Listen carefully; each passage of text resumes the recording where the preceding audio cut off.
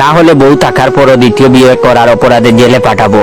এই কথা শুনে মালিনী বলে, আজকে থেকে তুই আমার সাথে থাকবি, না হলে আমিও পুলিশে দিয়ে দিব একটা বউ থাকতে আমাকে ঠকিয়ে বিয়ে করার অপরাধে। এই বলে দুইজন দুদিকে চলে গেল। আমার তো মাথায় হাত, এইবার কার কাছে যাব। তাড়াতাড়ি করে পকেট থেকে মোবাইলটা বার করলাম আর বন্ধু আসাদকে কল দিলাম। সবকিছু বলার পর আসাদ পরামর্শ দিল আজকে বাড়িতেই না থাকতে। তাই বাসা থেকে বের হয়ে বন্ধুর বাসায় গেলাম। বন্ধু অনেক খাতির যত্ন নিল, প্রাণ ভরে রাতের খাবার খেলাম। তারপর ঘুমিয়ে পড়লাম বন্ধুর সাথে, ফোনটা বন্ধ করে, যাতে কেউ কল না দিতে পারে। সকাল 9টার দিকে কেউ এসে দরজা খোলার জন্য শোরগোল শুরু করলো। আসাদ সাহেব বাসায় আছেন? আসাদ চুপ কসলাতে কসলাতে বিছানা থেকে উঠলো। দরজা খুলতেই দেখলো পুলিশ এসেছে। আমিও পুলিশের কথা শুনে তাড়াতাড়ি রুমের বাইরে গেলাম। তখন পুলিশ বলল, আপনাদের মধ্যে জয় কে?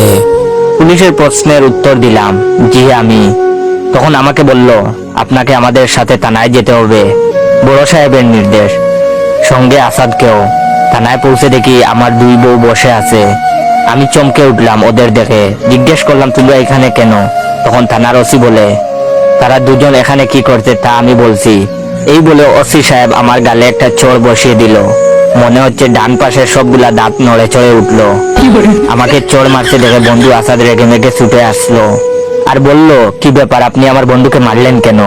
এই বলতে না বলতে বন্ধু আসাদের গালেও একটা বসে গেল চোর। বন্ধু এইবার মাথা ঘুরে মাটিতে পড়ে গেল। তখন ওসি সাহেব বললেন, এক তো দুই বিয়ে করে, আবার দুই বউ একই বাসায় রেখে বন্ধুর সাথে আড্ডা মারে, দুইটাকে জেলে বড় আর ইচ্ছে মতো লাঠি পিটা করো। তারপর 2 ঘন্টা ধরে লাঠির বাড়ি খেয়ে জানতে পারলাম আমি কালকে বাসা থেকে আসার পর দুই বউ আমাকে নিয়ে আবার ঝগড়া লাগে এবং ঝগড়া করতে করতে বাসায় আগুন লাগিয়েছে। আমাকে বারবার কল করে কেউ কিছু জানাতে পারেনি ফোন বন্ধ থাকায়। তাই পুলিশ আমাকে ধরে নিয়ে আসে। বিল্ডিং এর অন্য পরিবারগুলো আমার নামে মামলা করেন। ক্ষতিগ্রস্ত হয়েছে প্রায় সবাই। তাই ক্ষতিপূরণ হিসেবে 10 লাখ টাকা জরিমানা করে। এইটা জানার পর বন্ধু আসাদকে ইচ্ছে মতো পিটাতে লাগলাম। ওর কথা শুনে আজকে ঘর বাড়ি টাকা পয়সা বউ সব হারালাম। বউ দুইটাও আমাকে ছেড়ে চলে গেল, সাথে 2 বিয়ের অপরাধে 2 বছরের জেলেরও সাজা পেলাম।